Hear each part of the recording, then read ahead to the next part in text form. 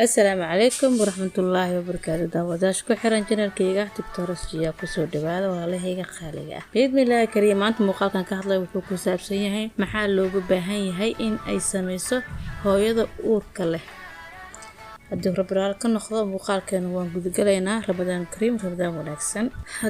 haddii lagu guda jiro xilliga soonka haddii aadna tahay hooyo uur leh oona soomi kartid oona ku fasaxay dhaqaatiirkaaga khaaska ah maxaa kula gudboon in aad sameyso xilliga soonka ama bisha Ramadaan. haddaba hooyo waa in aad qaadataa ama aad ku afurtaa xilliga afurka cunto isku dheelitiran oo ay ku jiraan guud ahaan nafaqada uu jirka iyo kan uu ku jiiftaba ay u baahan tahay sida borotiinka, fitamiinada noocyadooda kala duwan ee sida vitamin A-ga, vitamin C-ga, vitamin D-ga iyo vitamin E-ga. sidoo kalena waa in ay ku jirtaa macdanta sida zinkiga, iron-ka iyo calcium-ka. waxaa wanaagsan in aad afurto qaar ka mid ah cuntooyinka sida kalluunka, digaaga, khudaarta cagaaran sida koostada, cunbada, sidoo kale fruutka sida mooska, liinta, qaraha iyo guud ahaan khudradda, lowska, saliidda kalluunka. sidoo kale afurka ha wada qaadanin xaddi badan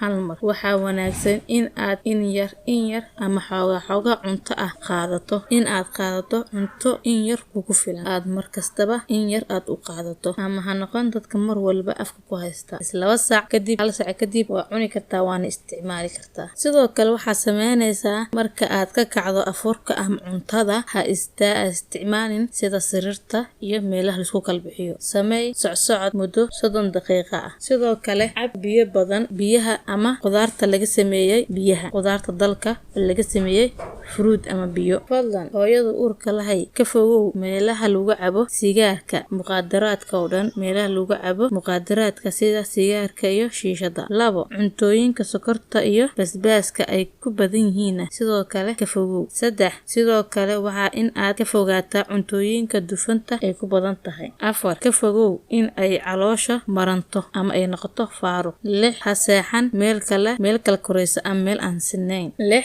sidoo kale hooyada uurka lahay waa in aad ka fogaataa waxyaabaha ay ku jiraan maadada kafeyga ama qaxwada iyo kafeyga la midka ah. haddaba haddii aad ka mid tahay asxaabtii hore inoola joogto muuqaalka la garay una sii share asxaabtaada. haddii aad ka mid tahay asxaabta cusub channelka subscribe inoo saar muuqaalkan la garay una sii share asxaabta insha Allah.